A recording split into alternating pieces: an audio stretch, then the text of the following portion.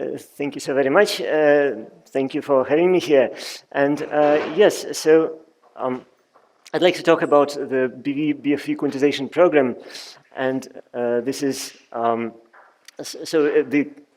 construction, the kind of main construction was formulated in a series of papers with Alberto Catania and with Nikolai Reshetikhin, and there were kind of various examples and applications worked on by other authors, and this is a partial list. And actually, the paper with Anton Alexeyev was before the official construction and contained one of the motivating examples. So, so the goal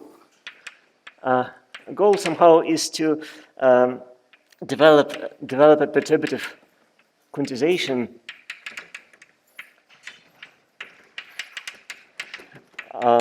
for gauge theories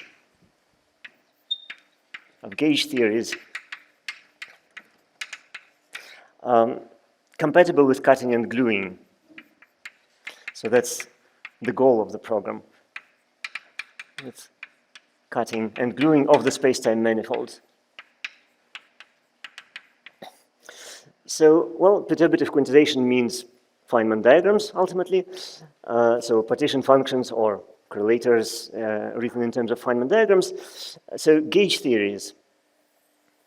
Well, here they will be treated using sort of a homological viewpoint on gauge theories, which goes by the name BV formalism, so Batalin-Vilkavisky formalism, which is a sort of development of BRST formalism, which sort of unifies symmetries with equations of motions, one could say.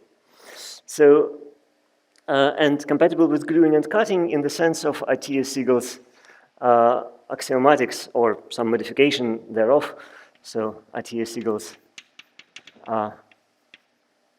axioms, so in that sense. So, okay, so this so this is BV-BFV formalism, what it tries to do. So it tries to construct this perturbative quantization compatible with cutting and gluing. So the idea, what we would like to have, is to be able to calculate the partition function of some field theory on a manifold cut into, well, I'll be very informal here, so cut into chunks, and, well, chunks could be different. So they could be, for instance, kind of topological cells, or some kind of nice building blocks for n-dimensional manifolds. As, well, schematically, it would be nice to write it for some complicated manifold cut into chunks. It would be nice to write it as a kind of some gluing procedure applied to the partition functions of the individual chunks. And maybe we then cut some complicated manifold into simple enough chunks, calculate the partition function on the chunks, and by the right-hand side evaluate the partition function on the complicated manifold. So there are various examples where this paradigm was applied. For example, if you consider Chern-Simons theory on the three-dimensional length space LPQ, then you can think of it as a gluing of two solid tori by, well, it's a certain particular way of gluing solid tori, which identifies the two boundary tori by modular transformation, depending on these parameters.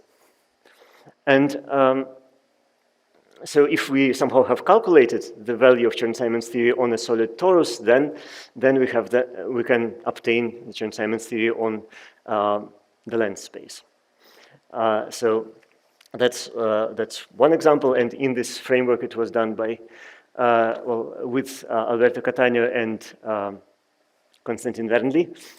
So, and another type of example, another example is two-dimensional. If you take 2D Young-Mills and you want to calculate it on some kind of surface then, well, you can cut this surface, for instance, into triangles. And if you understand what is the theory on triangles and you understand the appropriate gluing formula, then, well, you can recover this answer, the Young-Nielsen surface. And that was in a work with Ricardo Iraso. So, okay, so that's kind of somewhere where we would like to be. But today we're less ambitious. So, well, today I'll be talking about just BV formalism without cutting gluing. And this will be a recapitulation of something well known. So then tomorrow we'll introduce boundary and cutting. So that will be, okay, BV with boundary.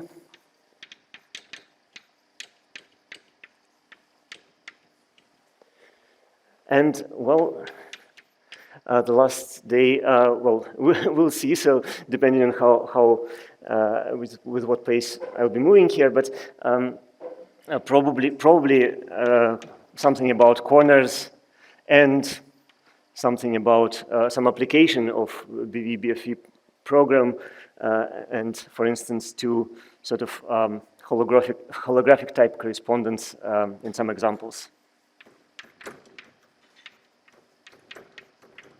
So we'll see where we can go. So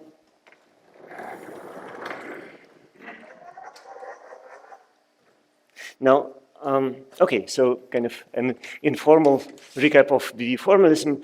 So somewhat following the original, the ideology of the original Batarin-Vilkavisky paper from '81. So, well, the input is a classical gauge system.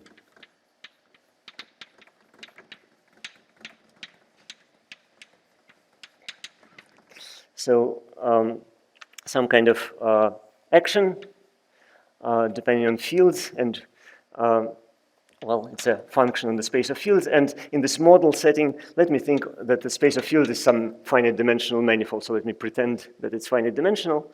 Of course, in the example, it will not be infinite dimensional. It will not be finite dimensional, but sort of we can develop some intuition from thinking of a finite dimensional manifold here.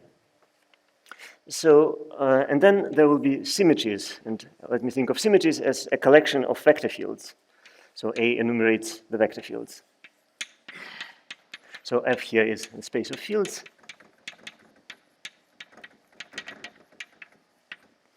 And these are symmetries.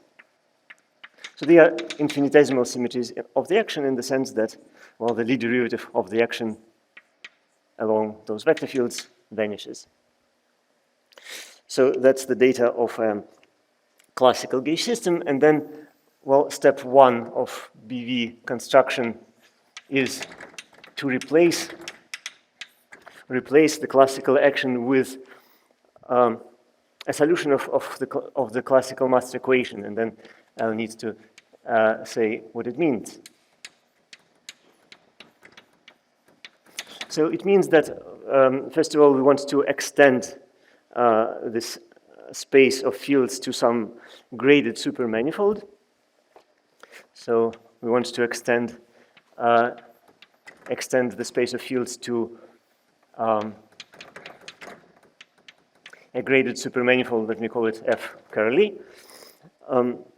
Or, well, if I want to emphasize that it's the space of BV fields, let me put subscript BV temporarily. Okay, so it will have,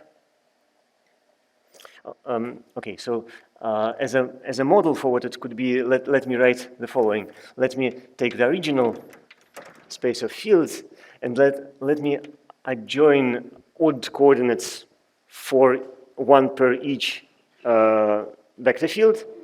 So let's say that there is some vector space, a basis in this vector space corresponds to these vector fields. So for instance, if the vector fields form an Lie algebra, that would be this Lie algebra. So, and then I want to consider coordinates on this vector space enumerating infinitesimal symmetries, I want to consider coordinates to have degree +1, and I want them to be odd. So let me denote maybe in some local chart phi I the fields, the local coordinates on F. Let me denote C A, the odd coordinates on this space. So they are odd and of degree +1, and this degree is called the ghost number. So these coordinates are even and have degree 0. And then I want to take the odd cotangent bundle or shifted cotangent bundle of this construction. So I'll have sort of a Darboux conjugate of each coordinate here. So I'll have a conjugate of phi. Let me call it phi cross. I think that there's sort of different schools of notation here, and I forgot which was the original. Original was probably star or dagger. So, but I think the more modern and very lazy notation is plus.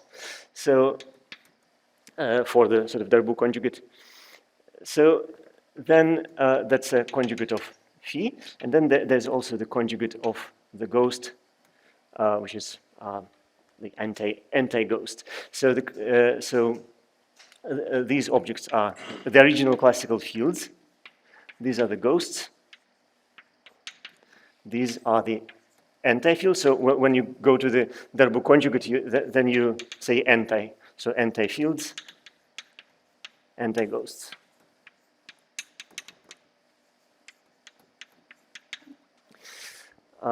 Okay, confusingly, sometimes this whole part is called fields, and the whole cotangent fiber is called anti-fields. So conventions should be confusing. Okay, now let's see. So let me call jointly. Let me call jointly these ghosts and classical fields. Let me call them. Whoa. Okay. No, this is both invisible and makes interesting sounds. So, okay. Sorry, okay.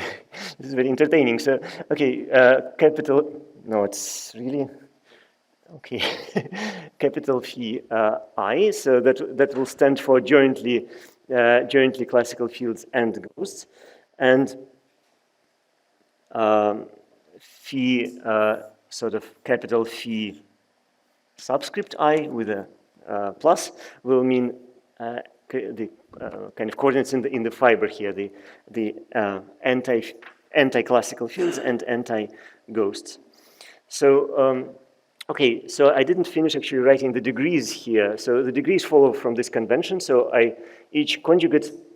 So the rule is that the degree of the conjugate of a field is -1 minus the degree of the field. So in particular, by this rule, phi cross I has degree -1, and the anti-ghost has degree -2. And they are respectively odd and even. So here this parity of the corresponding coordinates is just the Z mod 2 projection, is the mod 2 projection of the grading. And this is actually, well, it's an assumption that we are dealing with a bosonic theory, that the classical theory we're describing here did not contain fermions. It's very easy to adapt the formalism to allow for fermions here, but one then needs to sort of disassociate Z grading from the parity that controls commutativity versus supercommutativity. Versus anti-commutativity. Okay, so the first step was to extend the space of fields to this kind of superspace, graded to a graded supermanifold, like this. Now, the other part of this step 1 is to extend the classical action to, well, some new action which will be a function on this space. That would be something called the BV-action, so, or if we want to emphasize SBV. And that will be a function of this whole space. So it will have dependence on all these types of coordinates. So, okay, so this depended only on phi, and this depends on both, well, capital phi and capital phi cross. So here, okay, the desire is twofold. So first of all, we want it to have to satisfy the following ansatz, that it starts with the classical, the original classical action of phi. Then it has the term, let me write it sort of in local coordinates. So I'm writing everything in local coordinates. So this term, which contains the data of the symmetry that we have put here. So then it contains the data of commutators of vector fields VA. So let's see. So and the so in the simplest case, you have just some constants here, but more generally, they could depend on the classical field.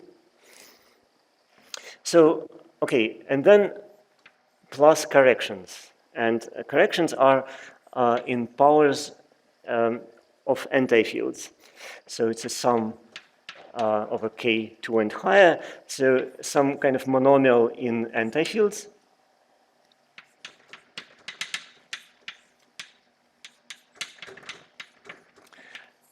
And here there's some dependence on fields. So okay, so this is an ansatz, but this ansatz is for a solution of a certain equation, and the equation is the so-called classical mass equation. So it's in the sort of short form. It's written like that a Poisson bracket of this object with itself is 0. So what kind of a Poisson bracket it is? It's just the Poisson bracket associated with this canonical symplectic structure here.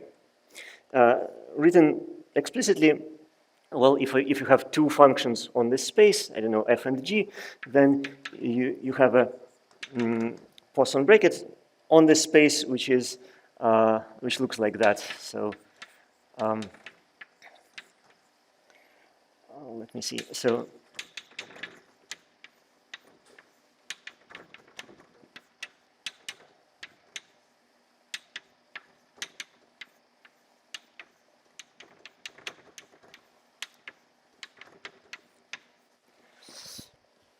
this is the Poisson bracket induced by the canonical symplectic structure here, and here, well, we are asking for the. So this is an odd Poisson bracket of degree +1. In particular, because of that, this is not a tautological equation, unlike if we were talking about even symplectic structure, where this would be a tautology. So this is very much a non-tautology for an odd symplectic structure as here. So this goes by the name the classical master equation, and here essentially we are saying that we are looking for a solution of the classical master equation which is compatible with the initial data, with this data, compatible in the sense that, well, this ansatz is fulfilled. So, and the procedure by which one is solving this equation is, well, sort of correcting for the error in this equation. So you first substitute kind of this non-corrected, substitute this expression, and then, well, the equation will be failing, but the failure can be corrected kind of to the lowest order in the antifields by adding a quadratic term in antifields. And then kind of then the error will be shifted into the error of the equation will be shifted into a higher degree in antifields. Then you correct for that by adding an even higher degree term in antifields here, and so on. So this is a kind of consecutive procedure by adding higher and higher terms in antifields. And sort of, if you're lucky, so there are no obstructions. So and you can construct a solution of this equation. So here I don't want to formulate an existence theorem, but under appropriate assumptions, there is an existence and uniqueness statement. So this little f, this is ABC, this is not part of the data? No, it's not. It is recovered from the data, from the commutators of, from the commutators of vector fields. So you assume that they form a subalgebra? I don't actually. So I don't assume that they form a subalgebra. But exactly when they don't form a subalgebra, then you need these higher terms here. So rather, what you have generally is that that they only form a subalgebra. Let me see. Something wrong here. So okay.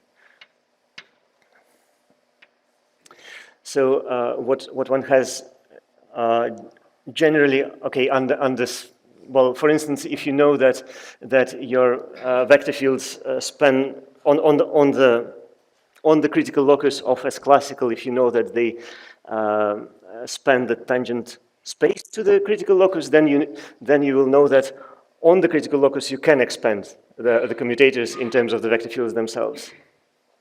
But if you know that it only happens modulo equations of motion or on the critical locus, this is exactly the situation where you need to turn on the higher terms here. So then on the critical locus you can construct these functions. So generally sort of this is your data. Maybe I phrased it a little bit badly. So and then I want some functions here and some corrections there so that the total satisfies the classical master equation. This, what you just tried to explain, this is a necessary condition for achievement, right? Yes. Yes. Yes.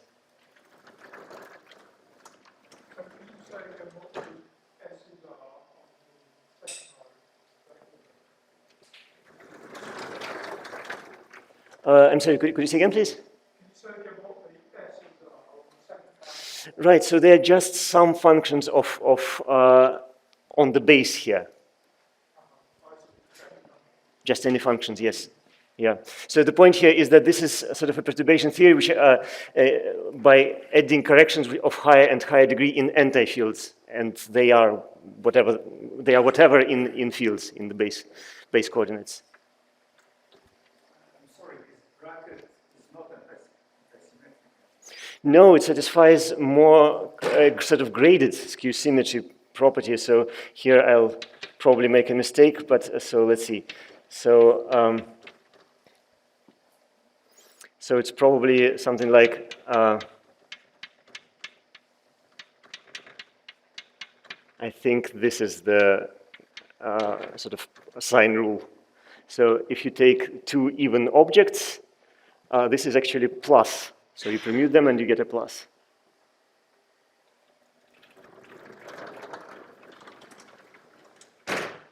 So the mnemonic rule is that the comma carries parity, carries odd parity. So when you move past the comma, you get a sign. That's a mnemonic way to remember it. Okay, so yes, so there was a remark that I mentioned that this higher degree terms in anti-fields are necessary whenever the vector fields whenever the vector fields are only close into an algebra on shells. So let me maybe say this.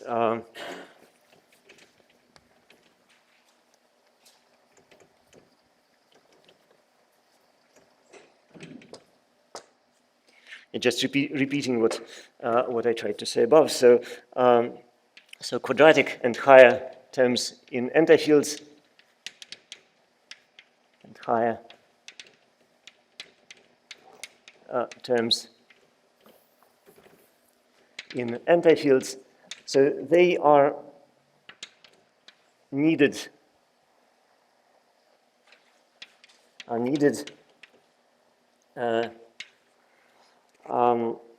if the commutator of two vector fields is in the span of all vector fields only on shell,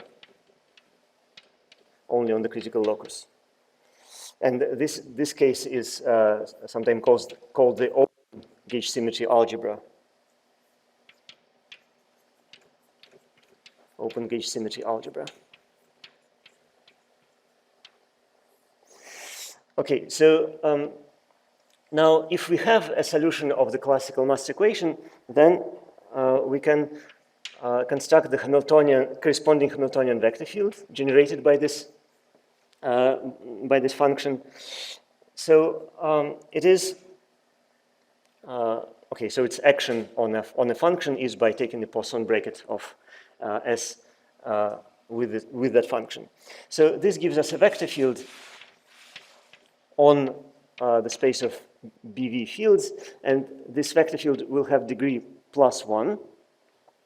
And moreover, well, this vector field goes by the name, well, BRST or BRST BV operator.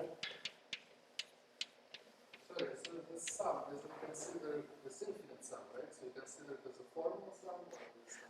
Yes. Yes, yes, that's right. So somehow these antifields, they have their formal coordinates themselves, so they carry some kind of degree, -1, -2 here. So there is no reason why this should terminate. no reason. So there are examples where it terminates, but in principle it doesn't have to. Okay, so yes, so this Hamiltonian vector field generated by the action goes by the name BRST operator, or BRST operator within BV formalism. So the point is that a classical mass equation implies, and in fact is equivalent to the statement that it squares to 0. So squares to 0 as something applied to a function. So you apply it twice to a function, you get 0. Or equivalently, if we think of it as a vector field, then we take its graded commutator with itself, we get 0. So this is a graded commutator, which in this case graded is anti-commutator. Okay, so this equation is tantamount to asking that S satisfies the classical mass equation, and vector fields subject to this property, they are also called cohomological vector fields. So it's a cohomological vector field. Well, why cohomological? Well, because it looks like a differential on the space of functions on fields. So in particular, well, one can ask about its cohomology. All right. So now that was step 1. So step 1 was extension to a solution of the classical mass equation. Oops. So oftentimes when a BV model is presented to you, then you're already given a solution of classical mass equation, and then you're supposed to do something with it. But here is sort of one point of view is that you're supposed to obtain a solution of classical mass equation from of a classical gauge system.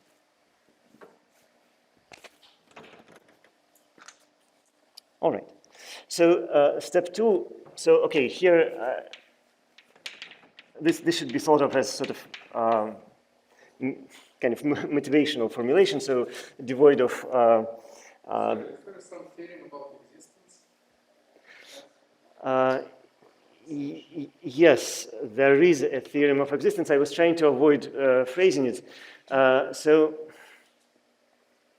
Okay, so let me say it like that. So the most mathematically clean from a statement about existence starts from a slightly different point, and that is contained in a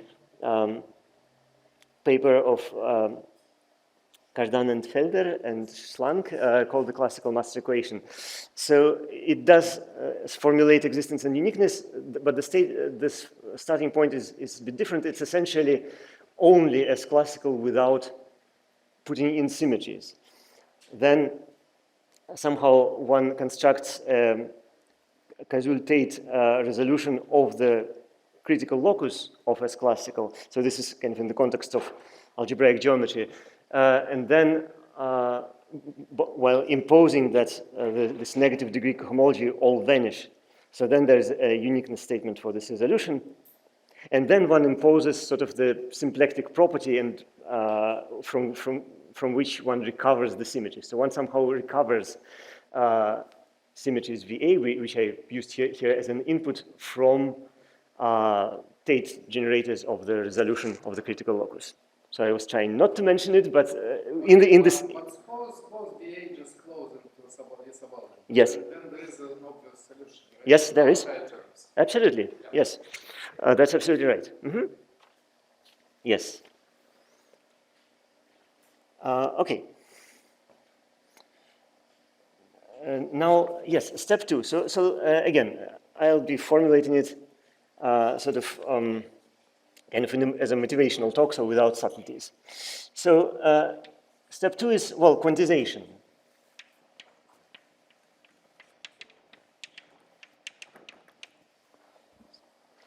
Okay, so the first step is to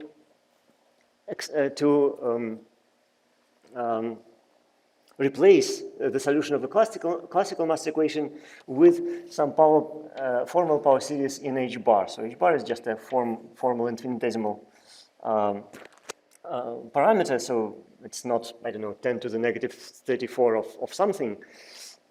So, okay.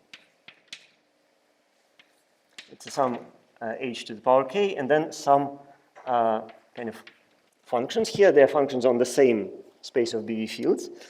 And, well, the zeroth function here is the S we are starting with. So we want to add some corrections in powers of H bar. So to what end do we want to add those corrections? Well, to solve a more refined equation than the classical mass equation. Namely, we want to solve the quantum mass equation. So quantum mass equation can be written in 2 possible ways. So this is one way to write it, so that certain second order operator acting on the exponential of this deformed action is 0. So this operator is sum over I, derivative in the field, derivative in the corresponding anti-field. So this is a degree +1 second order differential operator. It's sort of reminds of the Laplacian, so it's called sometimes the BV Laplacian. It's not much like the usual Laplacian. For instance, this operator squares to 0. So the usual Laplacian definitely doesn't. So this is called the BV Laplacian. So it's a degree +1 differential operator. So this equation is called the quantum master equation. And an equivalent way to write it just by expanding the action of this differential operator on the exponential is the following. So 1/2 Poisson bracket of S deformed with itself minus I H bar, the Laplacian of SH is 0. Yes, please. So, are you doing this for finite dimensional situation or in real field theory? No, I'm doing it in finite dimensional situation. So, yes, I'm doing it in finite dimensional situation. So, yes, so in actual field theory, this step is a subject of renormalization theory, and I'm not going into renormalization theory. So in actual field theory, we should consider a family of such objects depending on some cutoff parameter, like some cutoff energy. But I'm not doing it here. I might do it later. All right. Explain what this has to do with, presumably with finite dimensional integrals. Yes, absolutely. I'm going into that in a second. Yes, of course. This is all to prepare something that can be integrated. And I'm giving sort of a very loose exposition, and then I'll give a slightly better geometrical exposition of the structures that are geometric structures that are involved here in this finite dimensional context. So yeah, what I wanted first to say is that this equation, well, there is this parameter h bar appearing here. So one can unfold this equation substituting this ansatz as a sequence of equations just looking at degree h bar to 0, h bar to the degree 1, h bar to the power 2, and so on, terms of this equation. So then the very first term here would be, well, optional 1/2 S0 vanishes, which is, well, the good old classical mass equation. So to start solving the quantum mass equation, we need to start with a solution of classical mass equation. Then we have a hope of adding some terms of positive degrees in h bar that give us a solution of the quantum mass equation. Okay, so what's the next equation? The next equation is that the Poisson bracket of S0 with S1 is I times the Laplacian of S0. So let's say that we start with some S0. Then this should be thought of as an equation on S1. And moreover, it is certain, okay, we can think of the left side of this equation as Q of S1, right? So then we are prescribing what Q of S1 is. So, and actually one can, it's easy to show that the right-hand side is automatically closed under the action of Q. So the solvability of this question for S1 is the question of whether the class of this object in cohomology of Q is 0 or not. So there could be an abstraction here or not. So having an abstraction in this place, an abstraction takes place in Q cohomology of degree 1. If this abstraction is non-zero, then there's kind of a gauge anomaly in this model. So we actually have a problem of extending the solution of classical mass equation into a solution of quantum mass equation. If the class here is 0, then that means that we can find some S1. And then you can write down the next subsequent equations, and they look like the next one would be S0 with S2 is something in terms of that doesn't involve S2. So negative 1/2 S1 S1 plus I delta S1. And again, the left side is Q of S2. So now we are looking for S2. And it's something written in terms of S1. And one can actually show that the right-hand side is Q closed.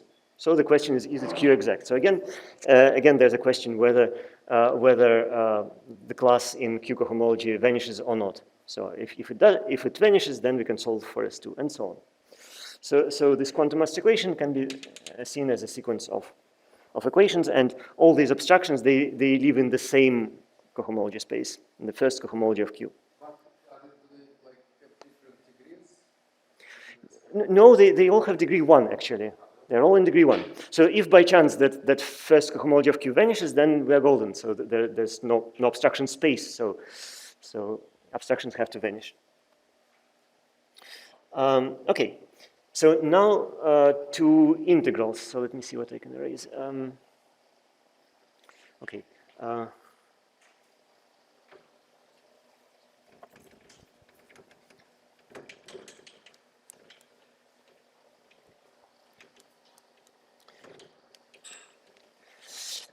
Okay, so the idea is that the partition function is the following integral. So it's an integral of the exponential of SH. And okay, so moreover, it's an integral over a Lagrangian submanifold inside F with respect to its symplectic structure.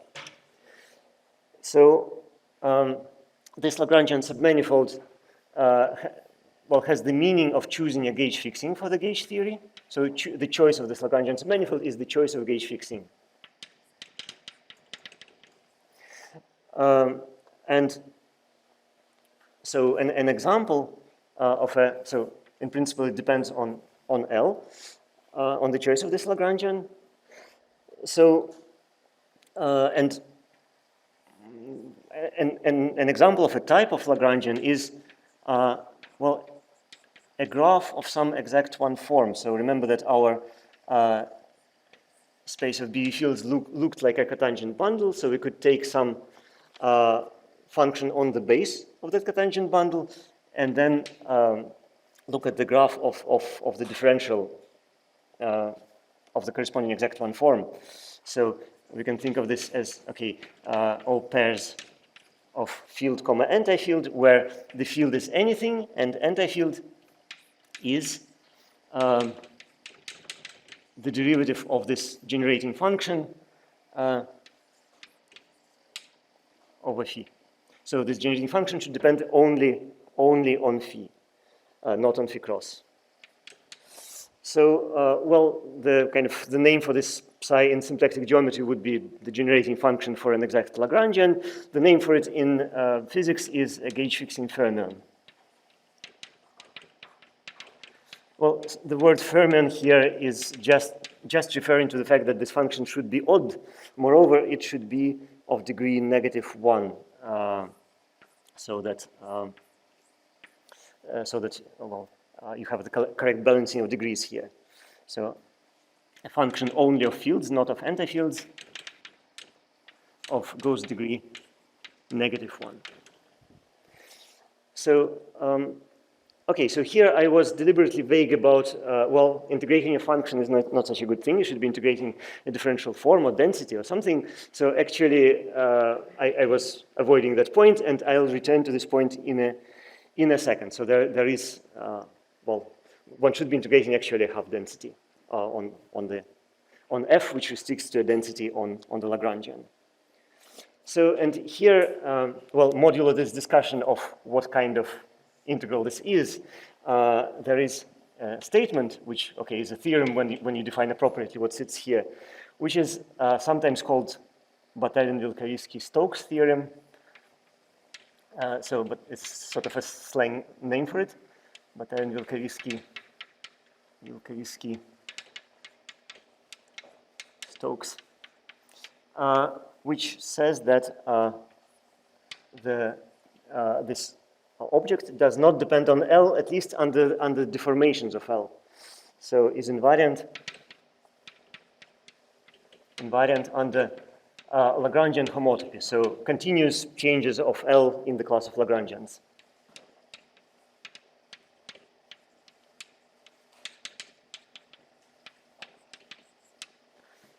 Okay, so Can you state properties of psi in terms of original classical gauge systems? You just have a bunch of vector fields.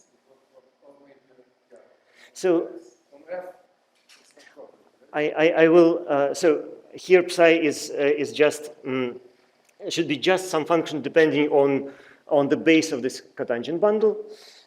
Here actually, here actually I wrote something that's impossible to satisfy, and but I will show you how to deal with that, because if you really use that model for the space of BV fields, then the functions on the base there, so this.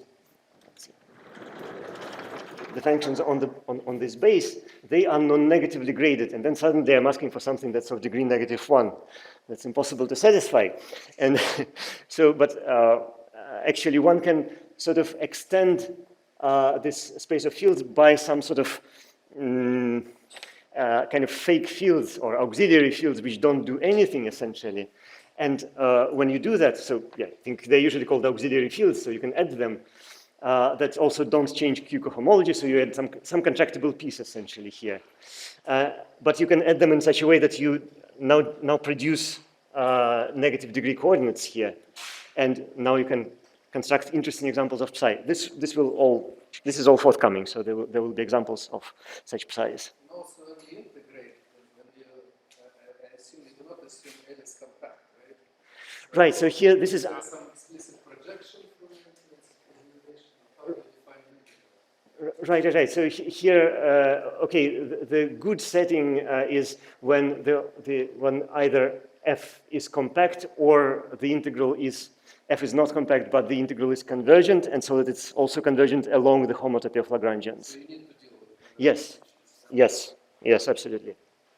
So is the idea that this integral should be equal to the integral of the e to the I plus fraction? Yes, so in this simple case, so I will show, well, okay. One actually, in the simplest situation, when you have when the vector fields close into a Lie algebra, this becomes a Fadeev-Popov integral, which can be shown to be just the integral over the space of orbits. I have some problem with this object, sorry. It tries to unattach. Oh, thank you so much. Something happened there.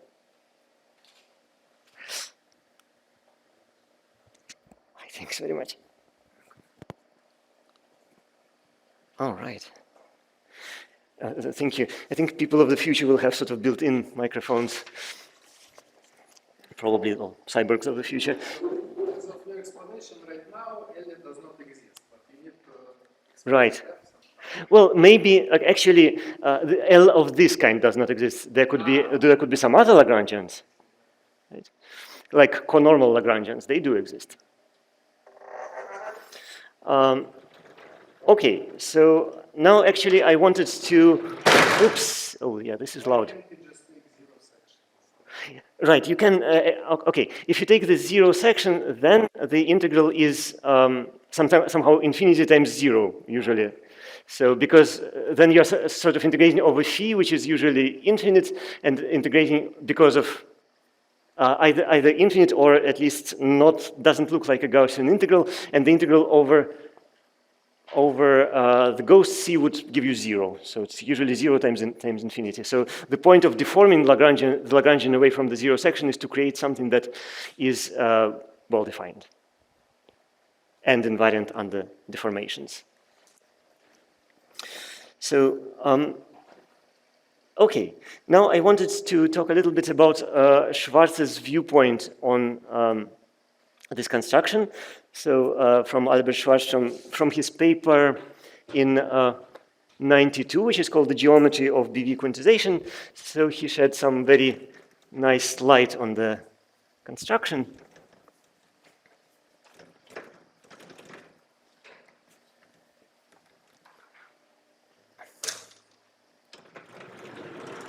Let me see, maybe I preserve that thing. And, oh, okay, let's just start here. So, okay, so the geometric viewpoint from Albert Schwarz.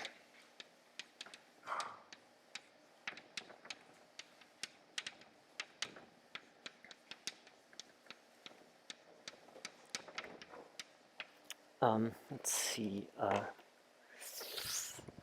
Okay. No, 1 second. Okay.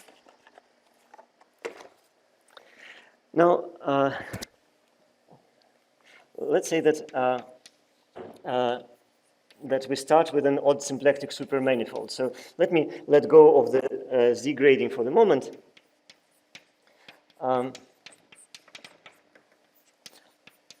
And let's just worry for the moment only about Z2 grading, only considering coordinates either even or odd supermanifold. Oof, okay. Now, if we have some function on f, then it generates a Hamiltonian vector field. So this is my notation for vector fields. So, okay, and its defining property is that its contraction with the odd symplectic form is d of f. So, and then you can define the Poisson bracket, odd Poisson bracket, in the following way. So you generate a Hamiltonian vector field from f, and you apply it to G.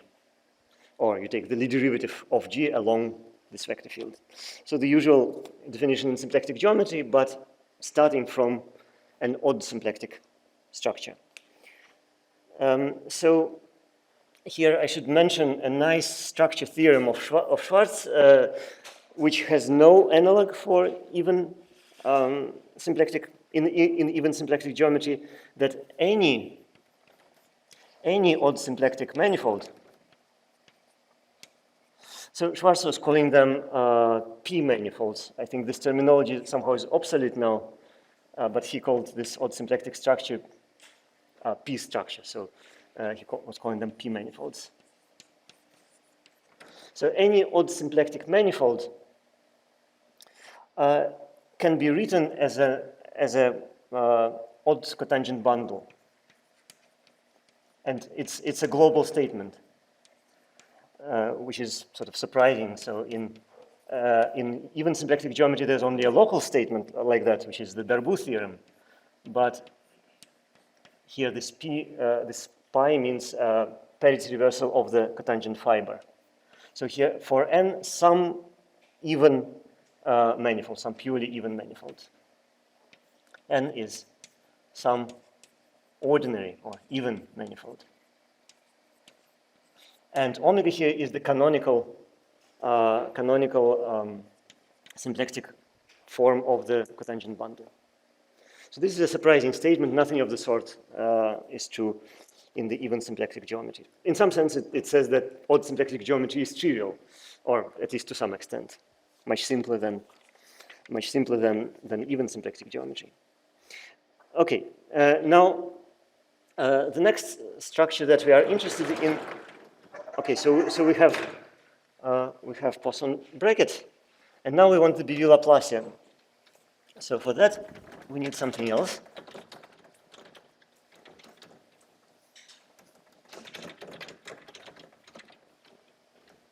So we need another geometric input. So we need a volume element on F, which is compatible with the symplectic structure. Compatible with the symplectic structure. So, well, volume element is, well, the same as Berezinian, so something that allows you to integrate functions on F.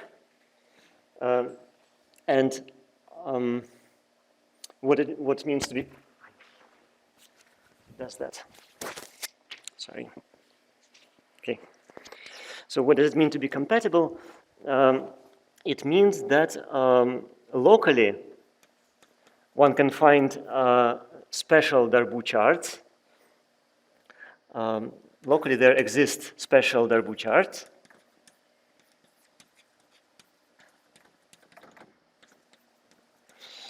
And so let's say with coordinates x alpha, xi alpha, so xi, the conjugate coordinates to x, and such that in this chart, mu is just the coordinate Berezinian. So locally, mu is just the coordinate Berezinian, dx alpha, d xi alpha. So, okay. Then, so given, if we are given an odd symplectic manifold with a choice of a compatible volume element, and this is S structure. So,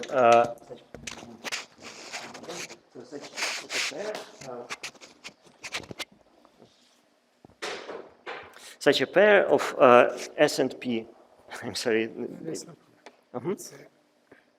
Right.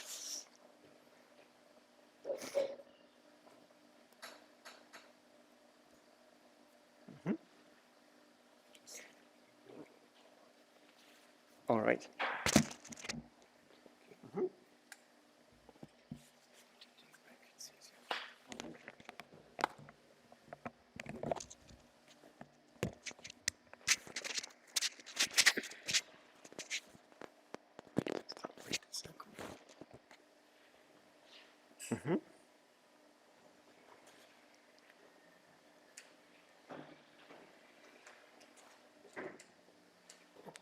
All right, thank you. Okay, so let's try like this. So such a pair and P and S structure together, so a symplectic form, odd symplectic form, and the compatible Berezinian. So Schwarz was calling them SP manifolds. So you need a symplectic structure, odd symplectic structure, and a compatible Berezinian. So then, given such a structure, you can define a BV Laplacian. So, and it will depend on both pieces of data. To emphasize its dependence on mu, let me write little mu here. So, and locally in such a special Darboux chart, it is just like that. So, in a Darboux chart which does not satisfy this property, well, there is some correction that is easy to write down, which is written in terms of the density of your chosen Berezinian in those coordinates that you like. So, okay, and this operator satisfies some nice properties. So in particular, it squares to 0. So when you, it's kind of, it's almost obvious from this way of writing it. So when you write the square of this expression, then it's actually because of contracting something symmetric in indices with something antisymmetric in indices. So another property is that if I apply this operator to a product, then I will get something that looks like Leibniz identity, or graded Leibniz identity, F Laplace G. And then I have a correction. And this correction is the Poisson bracket of F and G. Okay, so this is kind of the structure that you canonically have on an SP manifold. And then this sort of BV-Stokes theorem in this context is the following. So this is, in this version, it's due to Schwarz. And it says that, okay, two parts. So first part, if you want to integrate over some Lagrangian in F, and you're integrating the BV Laplacian of any function, let me write it of G, and you're integrating it. Okay, so here I want to integrate some density over L, and one way to obtain a density is to take the square root of mu, which can be thought of as one density on F, and take its square root and restrict it to L. So one can always restrict a root of density to a Lagrangian and obtain in a canonical way a half density, a density of weight 1/2 on the Lagrangian.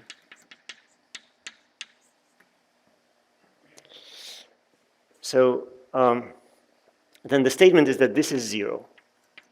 So Schwarz was assuming that F is compact, or its body as a supermanifold is compact to avoid possible issues, but one can also say that it can be non-compact, but then you need certain convergence to happen here.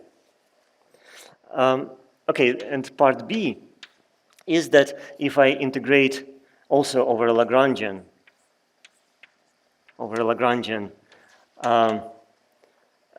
some function times, well, the half density on, times the density on the Lagrangian induced from square root of mu.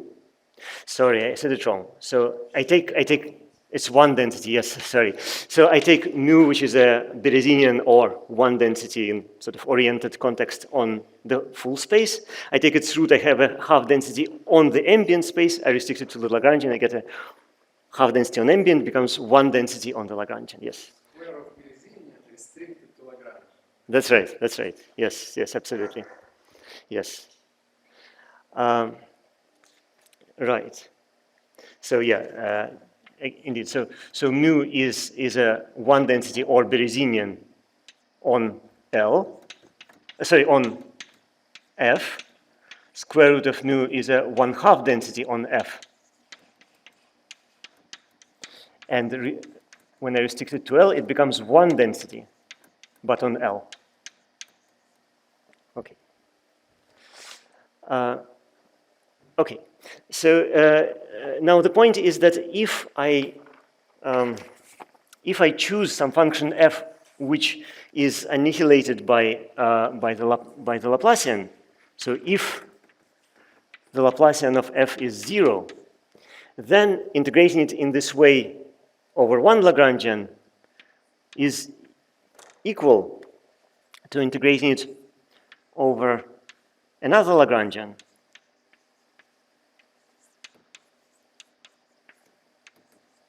Provided that I can deform one Lagrangian to the other continuously by a Lagrangian homotopy.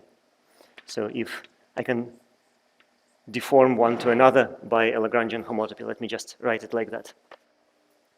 One can say it a little bit more generally, but let's not. So this has a flavor of the Stokes theorem. So like you take a closed form and then you integrate it over a cycle or over a homologous cycle, so you get the same answer. Right? So this has the flavor of a Stokes theorem, and this has a flavor of a Stokes theorem, that if you integrate an exact form over a cycle, also you get 0. So, okay.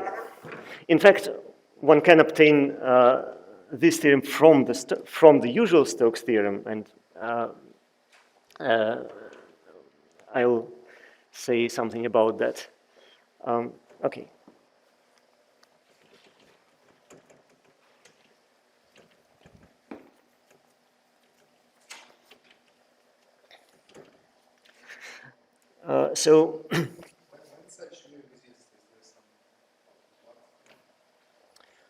So when such mu exists, so well, such mu always exists. For instance, because well, any odd symplectic manifold can be written like that as an odd cotangent bundle, and then you can take some volume form on n and take its tensor squared. It gives you a volume element, a Berezinian on this odd cotangent bundle, which satisfies this property. Yes, starting from a volume form on n, you can always locally find some chart in which it has unit density. Then you can promote it to a Darboux chart in which this volume form tensor squared has also unit density.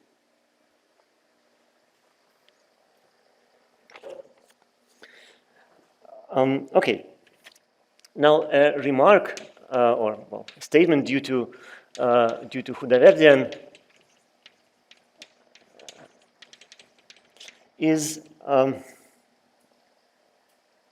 the following. So consider the space of half densities on F. Space of half densities on F. So the statement is that there exists a canonical BV Laplacian, canonical BV Laplacian, so certain operator on the space of half densities, and it's canonical in the sense that it doesn't depend on the choice of mu.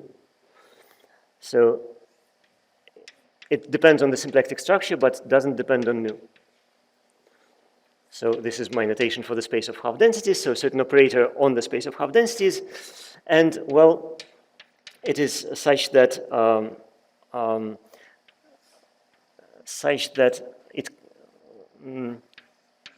have the following picture, that I can identify functions on F with half densities on F, well, by multiplying or respectively dividing by the square root of mu.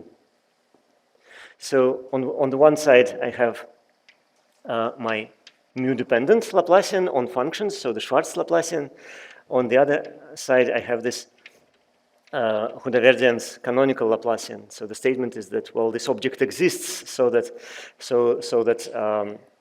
this isomorphism identifies the two Laplacians. So there is a BV Laplacian that does not depend on the choice of the volume element, but it acts not on functions, it acts on half densities. Okay. So now some examples of Lagrangians that, well, appear here. So examples of Lagrangians. So here, let me say Lagrangians in a odd symplectic supermanifold, which is of the form parity-shifted cotangent bundle of, well, some either ordinary manifold or more generally some supermanifold. I can take some supermanifold here. So curly for me is the symbol that it's it's a supermanifold. So I was using straight N there because that was an ordinary manifold. Okay, so one type of Lagrangians is a conormal bundle. So I choose some submanifold C in N, and then I construct the conormal bundle. Let me denote this L sub C, and it's the parity-shifted conormal bundle of C. So what it is? Well, I can describe it in coordinates. So it's pairs x psi, so such that x is in the submanifold of the base. So I have chosen a submanifold of the base, right? And psi is in the annihilator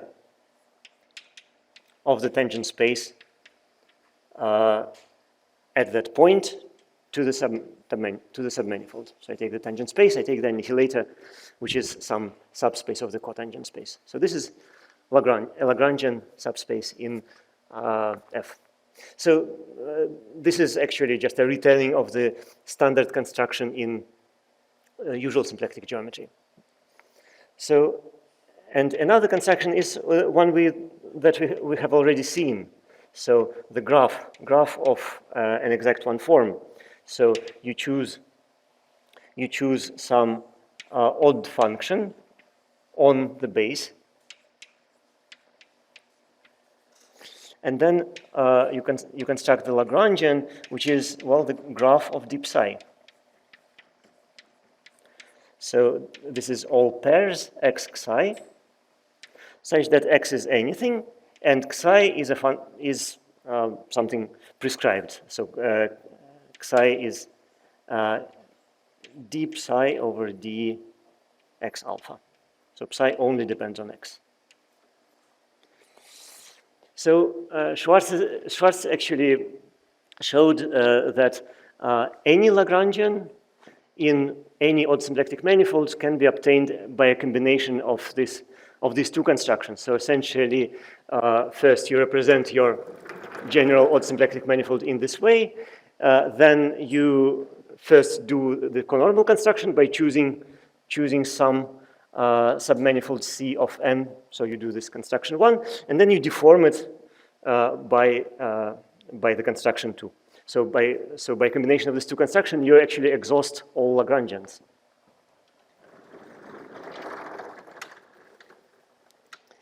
And that was actually in the basis of Schwarz's proof of this theorem, just by explaining how it works for a general Lagrangian by representing it in this way. So, okay, so one other point that I should mention. So, and this sort of explains better why there's a relation between this BV or Schwarz's version of Stokes' theorem and the usual Stokes' theorem. There's the following observation, which I think it is from Witten, from his paper on the anti-field formalism. Sorry, anti-bracket formalism, I think he called it, which was another way to say BV formalism. So Okay, so the observation is like that. So let's fix an ordinary manifold. So an even, purely even manifold, and let's say new a volume form on it. So then we can look at the, let me now go to the actually Z-graded context. So I'm thinking of Z-grading as a refinement of Z mod 2 grading. So I can look then at the odd cotangent bundle, or with this usual grading convention, usual for BV. So then, and I can think of about the BV Laplacian on this odd symplectic supermanifold. So associated, well, constructed as here, where for nu I'm taking a nu squared, which gives me a Berezinian on F. So then the observation is that if I consider functions on this cotangent bundle with this BV operator coming from Schwarz's construction, then it corresponds to just differential forms on N with the Ram operator, where sort of what's this correspondence? So you take, so a function on the space, you can think of it as a polyvector field. So a function of ghost number minus k will be a k polyvector field on N. So to account for this change of sign, let me put it like that. So negative bullet. So these are polyvectors on N. Then if I have a polyvector, then I can map it to the contraction of this polyvector with the volume form. So that's the identification. So, and then it turns out that under this identification, the BV Laplacian becomes the de Ram operator. So the rest of the structure, like for instance, product becomes something funky on the right side. So it's only and the Poisson bracket is something non-trivial here, but the Laplacian just goes straight to the de Ram operator. This operator for the vector fields was first defined by Quantization. So maybe, so on the level of polyvector fields, this is called divergence. Right. So on the level of polyvector fields, the structure here is kind of nice. So yeah, so the BV Laplacian is called divergence, but somehow with respect to nu. So the Poisson bracket actually has a nice interpretation in terms of polyvector fields, and that's the Schouten bracket, or Schouten-Nienhuys bracket. Okay, so I should also say that this association, this isomorphism here, is sometimes called the odd Fourier transform, and that is because you can think of differential forms as themselves functions on the parity shifted tangent bundle of N. So you're somehow trading cotangent variables to tangent variables, and a function depending on cotangent variables to a function depending on tangent variables, and you're doing it essentially by doing a Fourier transform in these odd variables, from these variables to the Fourier conjugate variables, which are these ones. So, or maybe more explicitly, if I take a function here, f of x psi, then I map it to the integral over xi, which is actually the same as nu, e to the pairing of xi with psi. So psi is my notation for coordinates here. F of x psi. So this becomes some new function of x and psi. So identifying psi as dx's, I think of this as a differential form. So one can think of this map of this map as an odd Fourier transform. So, all right. So now some examples. Some examples of this BV construction. So my construction. So I was sort of always pretending that everything is finite dimensional, and well, examples will be infinite dimensional. So examples will be from field theory.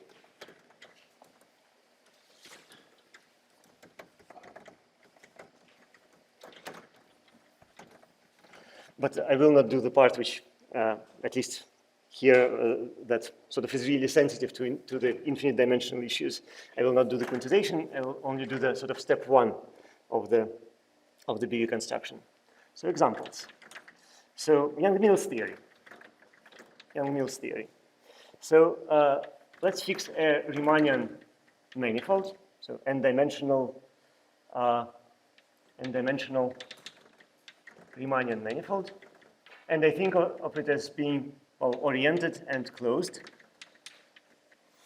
And let's fix a Lie group G, capital G, and its algebra small g. So let's say it's a compact Lie group. So this is kind of overprotective, but let's do that.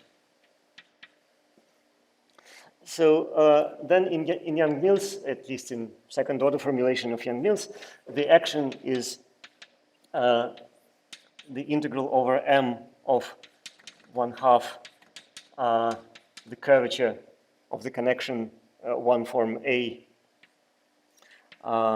wedge product star, Hodge star of the curvature of A. So the field is A.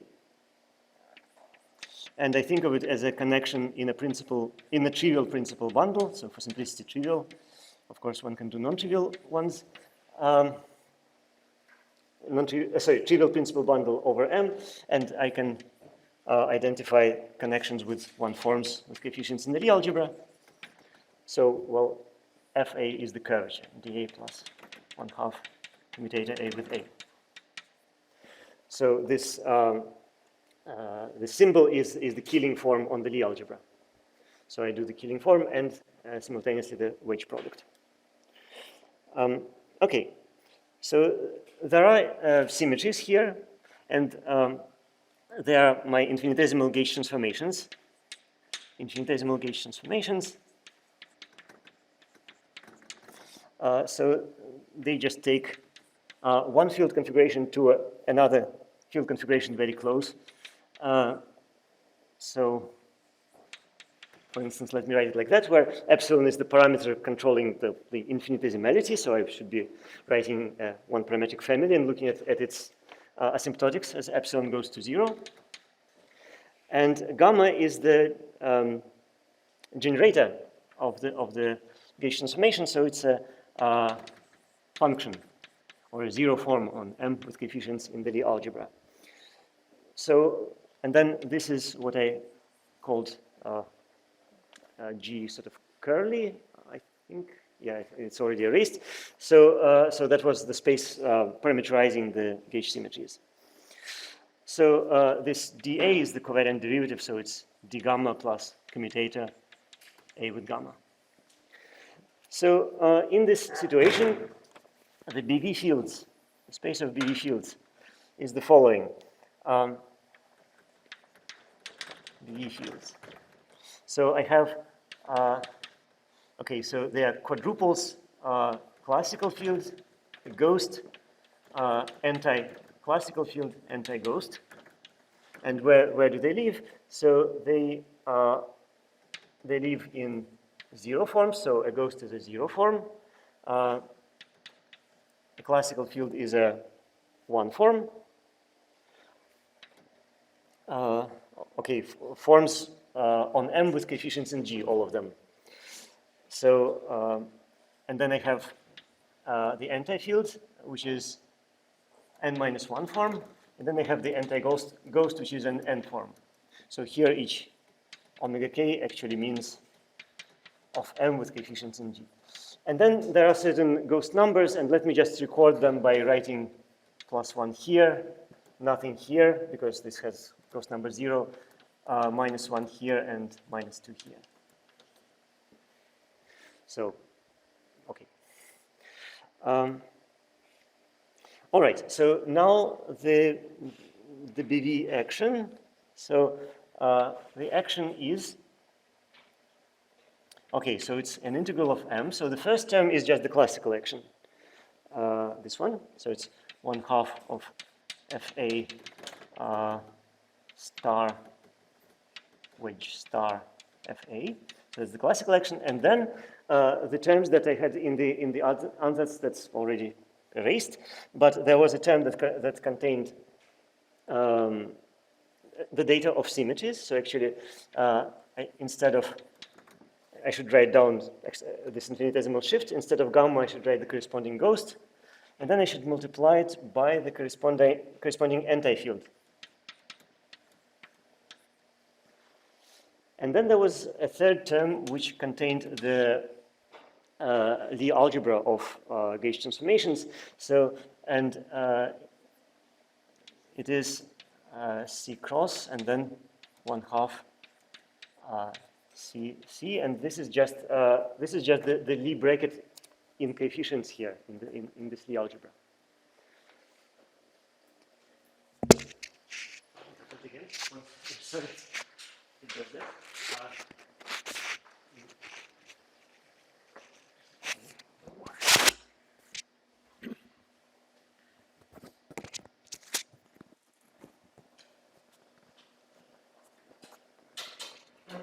All right.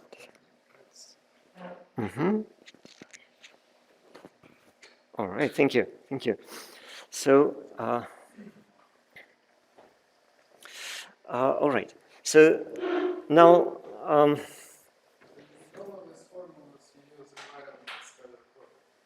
yes, absolutely. So bracket everywhere stands for Killing form or sum or any ad invariant non-degenerate quadratic form on the Lie algebra.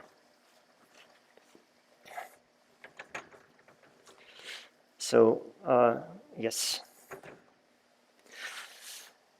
So okay. So yeah, Young-Mills uses it in an essential way. So if you change, you can change to some other ad invariant form. It will be another theory. So okay, the BV2 form, so the symplectic form, it's just, well, it pairs fields with anti-fields, with corresponding anti-fields. So delta C cross. So notice that the sort of the form degrees here are chosen cleverly, so that this is always the top degree form. So I can integrate over M. So now if one looks at the classical mass equation and sort of decomposes it into terms, for instance, according to the monomial degree in ghosts. So, well, for instance, the bracket of the classical part with itself is 0 by trivially. So there are no sort of variables that are coupled there. But then if you consider the pairing of this term with this term, then it is 0, but non-trivially it's actually 0 because our vector fields, because this vector fields on the space of fields were indeed symmetries of the action. So sorry, just to get it straight. So the manifold is compact without boundary. yes, here it is compact without boundary. Yes. So yeah, one needs to do more if it has boundary. Yes, I also assumed Riemannian, which is not very physical, but let's do that. So, okay. So it's interesting to sort of decompose this equation into pieces according to the monomial degree in C. So then in the lowest degree in C of the bracket, this equation corresponds to the fact that S classical is invariant under the action, under the gauge symmetry, so is G invariant.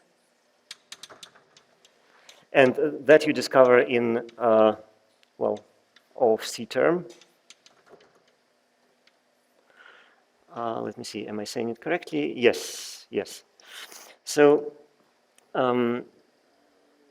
then if you look at the c-squared term, you will find that this equation corresponds to the fact that mapping gamma to a zero form gamma to this vector field on the space of fields is a Lie algebra homomorphism.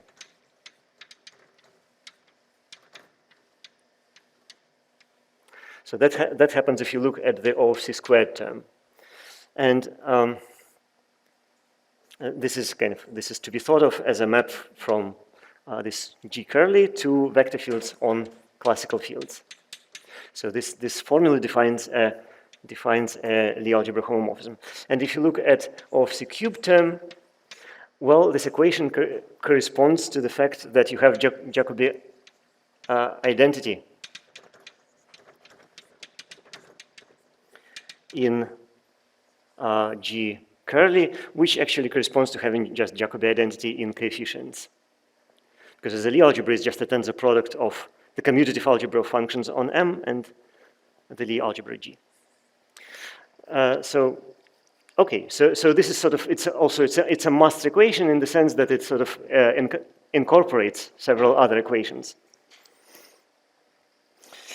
Okay, and then if we look at the corresponding cohomological vector field Q generated by S, then, well, one way to tell what it will give you, the corresponding Q, is to apply it to expressions that are linear in fields, and then sort of by Leibniz property, you know how it will act on polynomials in fields. So the easiest way is to write it like that, for instance, that A gets transformed into dA of C. But if you want, you can pair it with some differential form so that this will be really a function on the space of fields. So you can always do that. If you want to deal with real valued functions on the space of fields, then you should couple fields with some generating parameter, some generating form. Sorry, I should maybe say test form. So then, okay, let me not write this pairing. So C gets mapped to 1/2 bracket C with C. A cross gets mapped to, okay, so here we see the Young-Mills equation, actually. So this is the term whose vanishing is the equation of motion in Young-Mills formalism, plus something which depends on the formal coordinates. But so this part is the Young-Mills equation. And then C cross gets mapped to, well, something that I don't know any clever words for this expression, but that's the image of C cross.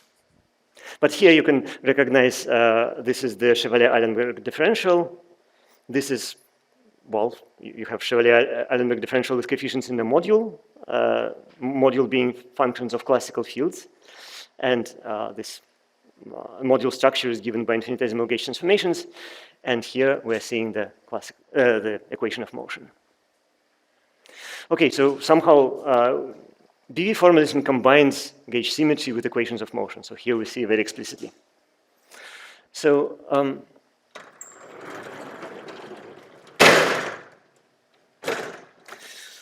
now let's go back to this question of constructing explicit gauge fixings. Let's do it in this example.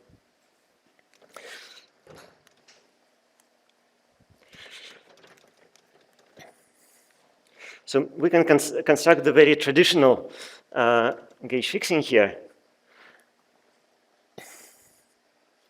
So, okay, so let's try to do the gauge fixing. So our space of BV fields is, well, the odd cotangent. We can think of it as the odd cotangent bundle of this, well, the algebra. No, I did not erase it. Yes, the algebra G curly shifted by 1 times the space of classical fields. So, okay, so let me call this part FBRST. So, okay, so FBRST is a non-negatively graded space, so I cannot find a function on the space which has a ghost number -1. So I cannot construct a Lagrangian of this sort of graph type. I can actually construct a Lagrangian of conormal type, but let me try to look for a Lagrangian of this type. So directly I cannot do that. Okay, so then the trick, which I already mentioned, is to sort of adjoin some auxiliary variables. So one constructs f non-minimal. It's a non-minimal BV resolution of the theory. So it's the original space of BV fields, and then let me adjoin some extra fields. So, okay, I want to adjoin n forms, and this field will have ghost number -1, n forms, with ghost number 0, 0 forms, and again 0 forms with ghost number -1. So the corresponding fields, I want to call them B, lambda, B cross, and lambda cross. So in Fadeev-Popov, this variable would be called C bar. B is the notation from string theory, I guess, or from BC systems. So, so this is the auxiliary fields. I can look at the whole construction as a cotangent bundle of the original base, and then something else. So this something else is, well, this auxiliary kind of straight f, which is this part. This part. So, okay, so did it help us? Well, it did, because this f auxiliary has coordinates of negative degree. Now I can find some psi that is that will be of degree -1. So I should also extend the BVAction by adding an extra term to it. So it's the original BVAction plus integral over m of lambda paired with B cross. So this additional term is designed so that it just adds a silly term to the Q, so Q acts as before, and it also adds sort of a contractible piece to Q, which kind of cohomologically contracts the things that we added. So it just sends, what does it do? It sends B to lambda, and it sends lambda cross to B cross. Okay, so now with this choice, for instance, well, there are different choices now for that. One can choose many different functions for psi, but for example, just to reproduce something very traditional, one can take psi to be the integral over m of B and then the codifferential of A. So let's see, does it make sense? So this is B is an n form, this will be a 0 form, so yeah, it makes sense. So, okay. Now the corresponding Lagrangian of the graph type tells me that, well, I should, well, it is this construction, right? So I reproduce the conjugate coordinates from derivatives of the gauge fixing fermion. So it tells me that that the variables A, C, B, and lambda are, well, any. There are no restrictions on them. And then A cross is D star B. B cross is D star A. C cross is 0, and lambda cross is 0. So, okay. And if then I take this non-minimal BVAction and I restrict it to this Lagrangian, then I will reproduce something that might be familiar. So it is, okay, the classical Young-Mills action plus the term lambda d star A plus the term B d star dA C. And this is the Fadeev-Popov Lagrangian for Young-Mills action and specifically for the Lorentz gauge, which corresponds to this particular choice of psi. So this is the Fadeev-Popov Lagrangian. So here you can think of lambda as a Lagrange multiplier. So you integrate out lambda. Integrating out lambda corresponds to imposing the Lorentz gauge. And then, well, integrating out B and C gives you the Fadeev-Popov determinant. So this is the Fadeev-Popov action for Young-Mills in Lorentz gauge. All right, so here we reproduced something familiar from the BV formalism. Okay, now another example. Let's see. Oops. So another example, Chern-Simons theory.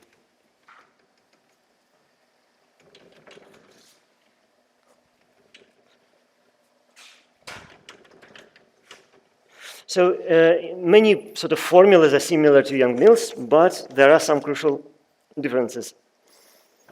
So essentially, gauge symmetry is similar to Young-Mills. So Chern-Simons. So now we fix M and closed oriented three-manifold. And again, we fix a compact Lie group and its Lie algebra little g. So,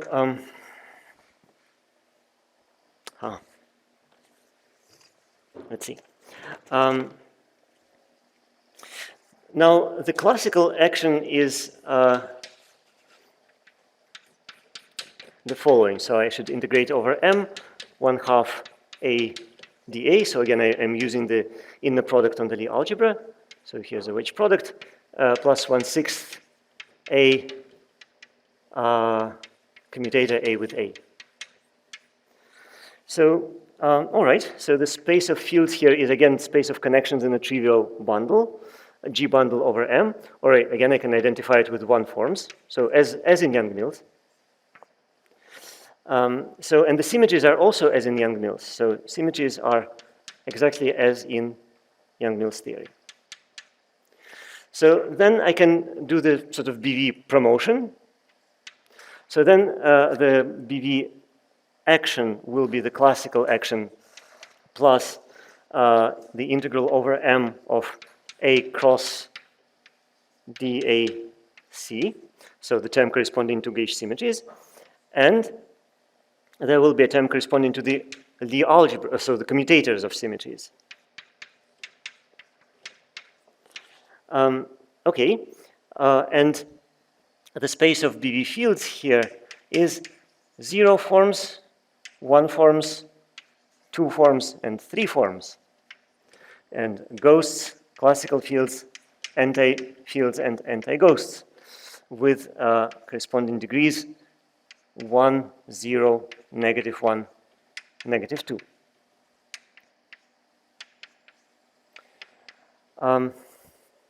Okay, now I can think of this space as just the space of all non-homogeneous differential forms, because here I just have all consecutive degrees, all possible degrees of forms on a three-manifold.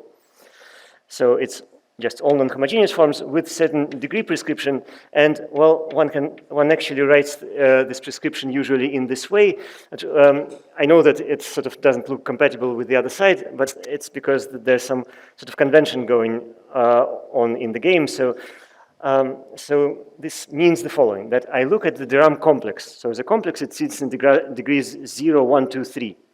This notation means I should shift it not up but down by 1. It means that the new complex will be concentrated in degrees -1, 0, 1, 2. And these will be 0 forms, 1 forms, 2 forms, and 3 forms.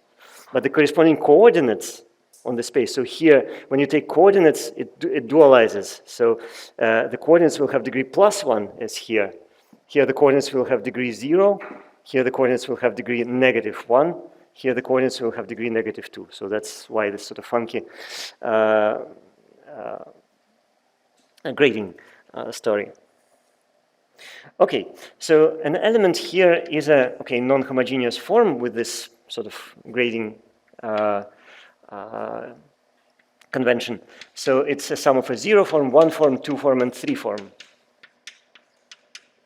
So then I can just write this whole action, and I can write it as follows, as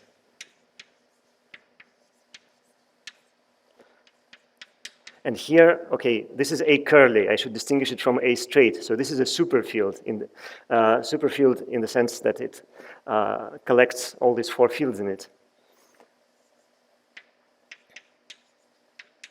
So this notation means the following, that here at every slot I should substitute this non-homogeneous differential form.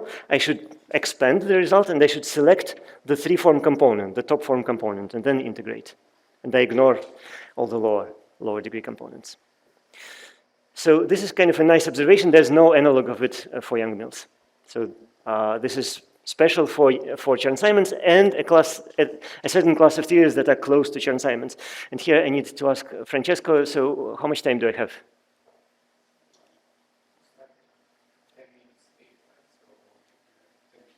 Okay, sounds good.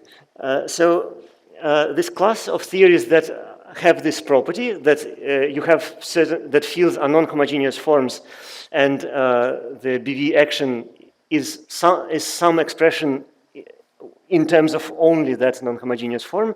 So this class of theories are called AKS Z theories. So Alexandrov, Kontsevich, Schwarz, Zaboronsky theories, after the paper from 1995 called something like topological field theories and the mass equation, something like that.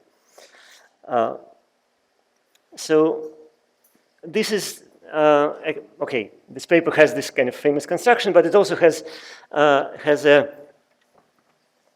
very interesting, I don't know, message that gauge theories and sigma models are not two different worlds, but they have kind of an interesting intersection. So this AKS-Z models, they are simultaneously sigma models and gauge theories. And they're actually topological sigma models and topological gauge theories. Or at least the part of sigma models that I want to talk about, they're topological. There are actually ones that are not, there are also ones that are not topological. Okay, so the topological sigma model. So how does that work? So, okay, so it's a sigma model, so it has a source and a target. So for the source, I fix oriented, closed, and manifold. And then for this manifold, I'm interested in its tangent bundle with shifted parity and shifted degree of the fiber. So for coordinates on it, let me say that locally I have coordinates, I don't know, u alpha and psi alpha in the fiber, which is the same as du alpha. So then the de Rham operator on the differential forms on M is, I can think of it as a cohomological vector field on this bigger space. So the de Rham operator, I can write it like that. And so it's a de Rham operator acting on forms on M, but forms on M are the same as functions on this space. So I can think of it as a cohomological vector field on this space, on the tangent bundle. Okay, now that's the source. So the target. So for the target, I need to choose some graded manifold, Z-graded manifold, equipped with a symplectic structure of some degree. So it should be, well, a symplectic form of degree, of Z degree n minus 1. And moreover, I want it to be exact, an exact form. So delta for me is the notation for the RAM on the target and on the space of fields, as opposed to D, which is the RAM on the source. So, okay. Now I also want another piece of data is a function on the target. So a function on the target of degree n, with the property that its Poisson bracket with itself with respect to this symplectic structure vanishes. So that that's kind of purely in terms of the geometry of the target. In particular, it means that I can consider a vector field, the Hamiltonian vector field of theta, which is a vector field on the target. And it means, yes, this should be non-degenerate. So this vector field should satisfies, as a consequence of this equation, satisfies, well, it's a homological vector field, it squares to 0. That's a consequence of this equation. So such a package of data is sometimes called Hamiltonian DG manifold, or DG Hamiltonian manifold. Well, it's a DG manifold because it has a homological vector field, so that's a definition of a DG manifold, or differential graded manifold, and Hamiltonian because it's actually Q is generated by certain Hamiltonian function. Qn is degree plus 1, that's right. That's how this degrees are tuned. So this symplectic form is of degree n minus 1 means that Poisson structure has degree 1 minus n. So then this Hamiltonian vector field has degree n plus 1 minus n, which is 1. All right, so now with this input data, we have the space of fields, or space of BV fields. So a KZ sigma models, they are formulated directly in BV language. So space of BV fields. So it is, a KZ models is some kind of model to which step 1 of BV construction was already applied. So one can sort of then reverse engineer step 1 and recover the recover the classical gauge system, which is always an interesting exercise in its own right. So the space of BV fields is the mapping space. So it's the mapping space from this shifted tangent bundle to n. So to get a bit more of a handle on this space, so if we use some local chart on the target, let's say xi is a local chart on the target, then I have the kind of corresponding superfields, like for each index I, which parameterize the maps for me. So the superfields, they are of the following form. So n is the degree of the dimension of the source. So psi alpha 1 dot psi alpha p. So psi's are these psi's. So kind of fiber coordinates here for the source. And then xi. Sorry? Okay, I will try. Yes. Alpha 1 dot alpha p of u1 un. So so these are functions of the on the source parameterized by this data, by these indices, and these functions are coordinates. They should be thought of as coordinates on the mapping space, coordinates on the space of fields. Okay, so this whole object,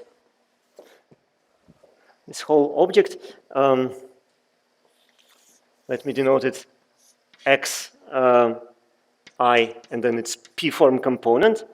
So it is a p-form on the source. So in particular,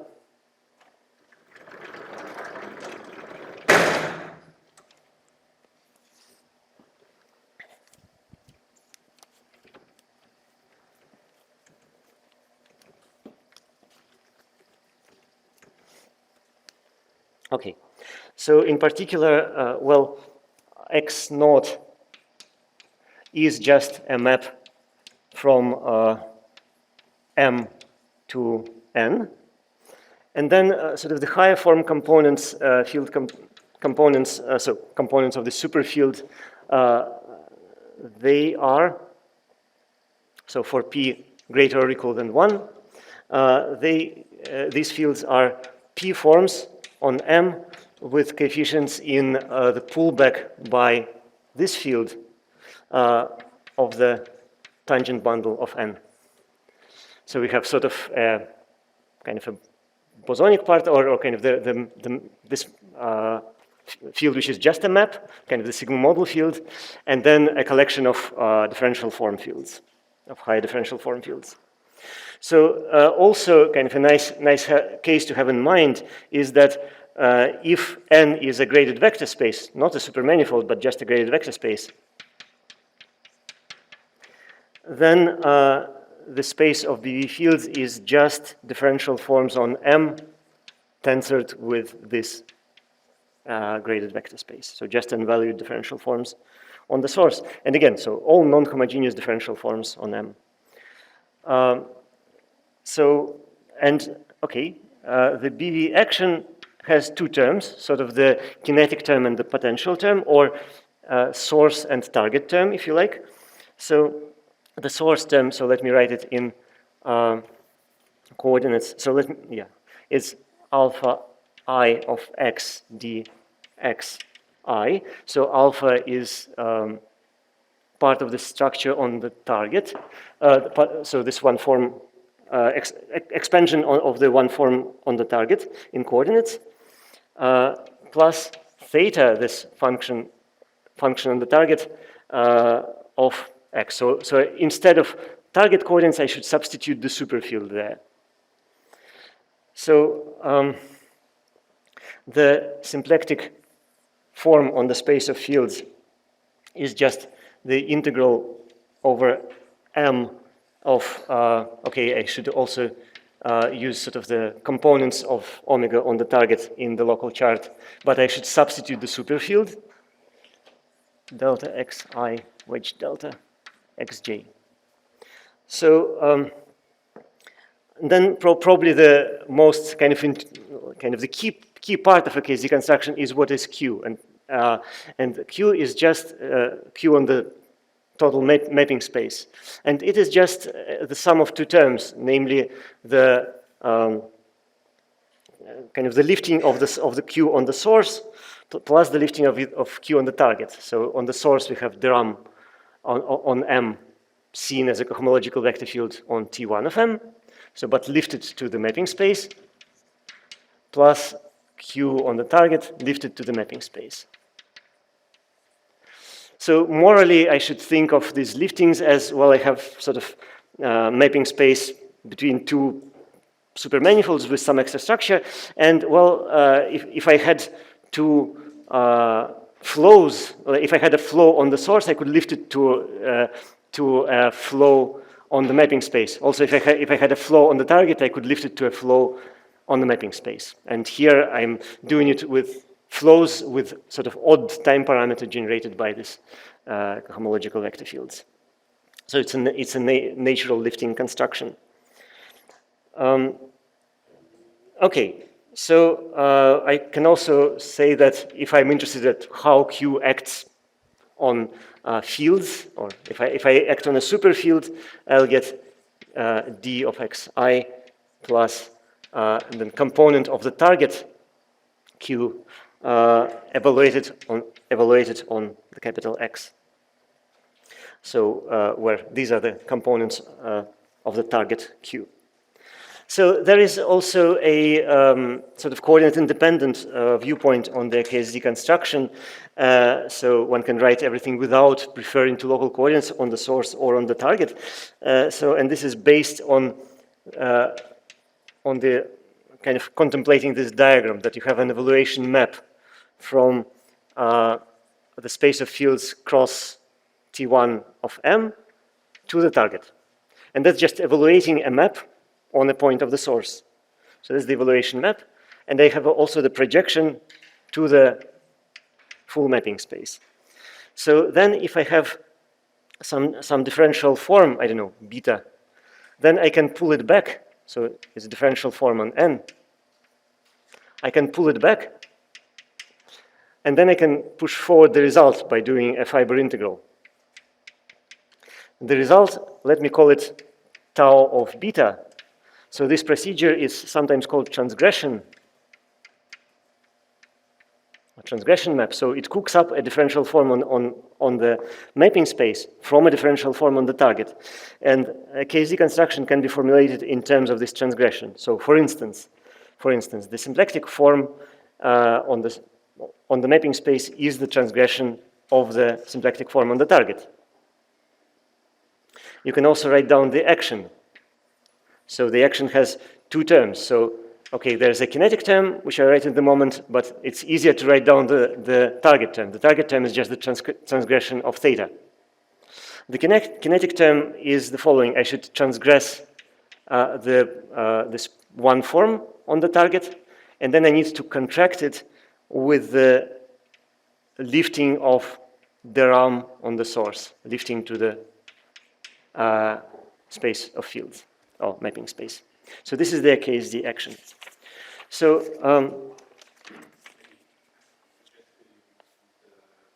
right, I'm sorry. Yes.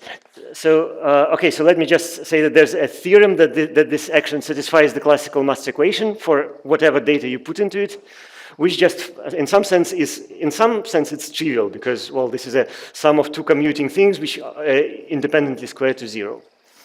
So, and well, next time we'll start with some examples of this construction and, well, proceed somehow to the boundary. Thank you so much, and I'm sorry for being very late. Yes, please. Sorry? Oh, there was a... Yes, there's a question. Oh, there was a question. Yes, there's a Question? question. So I have a question. I was wondering whether the material you illustrated can be, you have some lecture notes concerning this. Well, it's illustrated in many places. So I have some lecture notes on Batarin-Wilkowicki formalism, and this part is there for sure. So, but I don't know. There's the paper of Alexandrev, Koncevich, Schwarz-Zaboronsky, which is also a very nice source on the materials. I don't know. It's sort of written in many places. So, yeah, I don't know. I can advertise my own lecture notes, but that's maybe not the most appropriate thing to do. Yeah, thank you. Yeah.